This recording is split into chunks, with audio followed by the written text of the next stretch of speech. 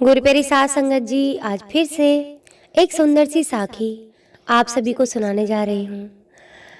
गुरुप्यारी साध संगत जी, जैसा कि आप सभी जानते हैं, आज मकर संक्रांति का दिन है। मकर संक्रांति की आप सभी को हार्दिक शुभकामनाएं। आज मैं आप सभी के साथ मकर संक्रांति से जुड़ी हुई साखी सुनाने जा रही हूँ कि हमारे पुराणों के हिसाब से मकर संक्रांति क्यों मनाई जाती है और इसकी क्या मान्यता है।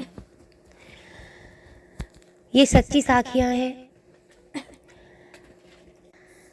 शास्त्रों के हिसाब से मकर संक्रांति के दिन नहाना, ध्यान करना और दान करना, इन सब का विशेष महत्व बताया गया है।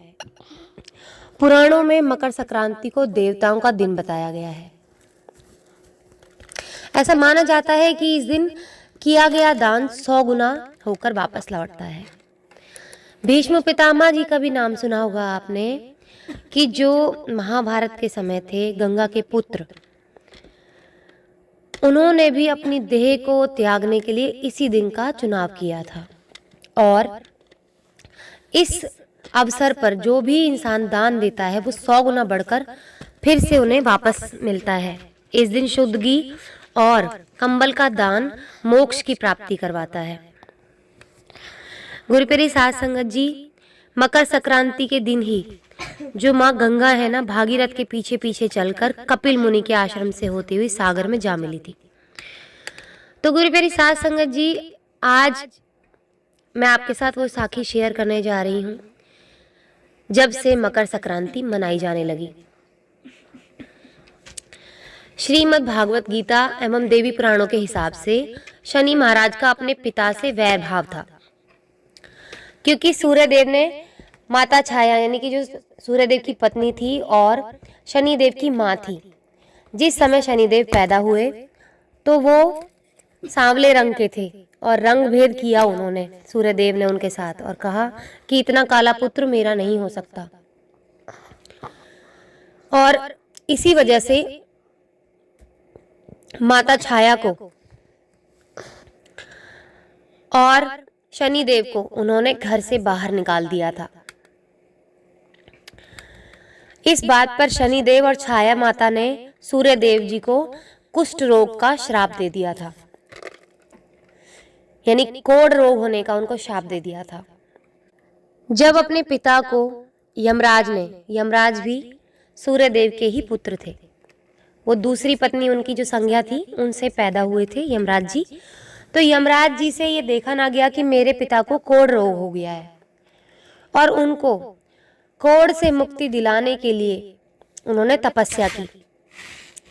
लेकिन सूर्य ने क्रोधित होकर शनि महाराज के घर कुंभ, जिसे शनि की राशि कहा जाता है,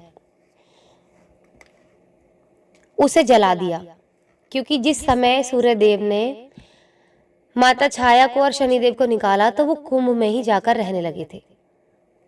तो गुरुप्यारी साध संगत जी, जब कुंभ को जला दिया गया, इससे शनि और उनकी माता को बहुत कष्ट भोगना पड़ा।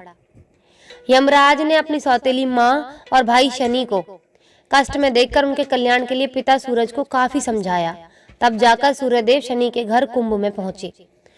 तो गुरुप्यारी साध संगत जी, कुंभ राशि में जब सब कुछ जल गया था तो सूर्यदेव मकर राशि में प्रवेश कर गए। उस समय शनिदेव के पास तिल के अलावा कुछ भी नहीं था। जब वो कुंभ राशि में गए सूर्यदेव अपने पुत्र से मिलने के लिए, क्योंकि यमराज ने उन्हें मनाया, और यमराज के मनाने पर जब सूर्यदेव शनि के घर कुंभ में जाने लगे तो सूर्यदेव की श्राप से वो सब कुछ जल गया था। लेकिन फिर भी शनिदेव के पास काले तिल पड़े हुए थे। काले तिल के अलावा उनके पास कुछ भी नहीं था। इसलिए उन्होंने अपने पिता सूर्यदेव की काले तिलों से पूजा की। ये देखकर सूर्यदेव खुश हो गए कि मैंने इसके साथ इतना बुरा किया, लेकिन फिर भी ये मेरी पूजा कर रहा है, मेरी सेवा कर रहा है। इस वजह से वो खुश होकर सूर्यदेव ने अपने बेटे शनि को आशीर्वाद दिया कि शनि का दूसरा घर मकर राशि मेरे आने पर धन धान्य से भर जाएगा। तिल के कारण ही शनि को उनका वैभव फिर से प्राप्त हुआ। इसलिए शनिदेव को तिल अच्छे लगते हैं। इसी समय में मकर संक्रांति पर तिल से सूर्य और शनिदेव की पूजा का नियम शुरू हुआ। आज ही के दिन सूर्य देव मकर राशि में प्रवेश करते हैं, क्योंकि उन्होंने अपने बेटे शनि को आशीर्वाद दिया, क्योंकि उनका पहला घर उन्होंने जला दिया था कुंभ, और दूसरा घर उन्हें दिया मकर, और जिसको उन्होंने धन धान्य से भर दिया आज ही के दिन। तो आज ही के दिन जब सूर्यदेव मकर राशि में प्रवेश करते हैं, तो जितने भी मकर राशि वाले लोग होते हैं उन्हें सूर्यदेव और शनिदेव की पूजा करनी चाहिए, यमराज की पूजा करनी चाहिए, ताकि उनके घर में इन तीनों देवताओं की कृपा बरसे और वो धन धान्य से भर जाए। और तिल का इसलिए मान्यता है, हम सब लोग तिल की गजक खाते हैं आज के दिन, मूंगफली, रेवड़ी सब कुछ खाते हैं, ये रेवड़ियों में भी तो तिल होता है ना। तो इसलिए आज के दिन तिल की मान्यता की गई है, क्योंकि शनिदेव ने अपने पिता की पूजा तिलों से की थी, क्योंकि उनके पास कुछ नहीं था, लेकिन फिर भी उन्होंने अपने पिता की पूजा के लिए तिलों का इंतजाम कर लिया था। तो गुरु प्यारी साध संगत जी, इसीलिए मकर संक्रांति उसी दिन से मनाई जाती है। तो गुरु प्यारी साध संगत जी, जो लोग राशियों में विश्वास रखते हैं और कुंभ राशि जिनकी होती है, उनको पता है कि शनि देव का वास रहता है इस राशि में, हमेशा कभी 7.5 होती है, कभी ढैया होती है, उन लोगों पर लगी रहती है। लेकिन शनिदेव हमेशा किसी का बुरा नहीं करते, शनिदेव अच्छा भी करते हैं। तो गुरु प्यारे साध संगत जी, शनिदेव 2 राशियों में रहते हैं, एक तो कुंभ राशि में और एक मकर राशि में। कुंभ राशि के साथ बुरा इसलिए हो जाता है क्योंकि सूर्यदेव की दृष्टि उस पर पड़ गई थी, उन्होंने श्राप दे दिया था, इसलिए कुंभ राशि के साथ कुछ ना कुछ बुरा होता रहता है। इसलिए जो कुंभ राशि वाले लोग होते हैं उनको सूर्यदेव की पूजा करनी चाहिए, सूर्यदेव को मनाना चाहिए, शनिदेव को मनाना चाहिए। आज की इस साखी से हमें एक सीख मिलती है कि माँ बाप को कभी भी अपने बच्चों के साथ दुर्व्यवहार नहीं करना चाहिए, उनके साथ भेदभाव नहीं करना चाहिए। शनिदेव के साथ उन्होंने भेदभाव किया, जिसकी वजह से उनको कोढ़ भुगतना पड़ा। और इस अहंकार में आप देखिए कि पिता ने अपने पुत्र का घर जला दिया। ऐसे रिश्ते नहीं चलते हैं।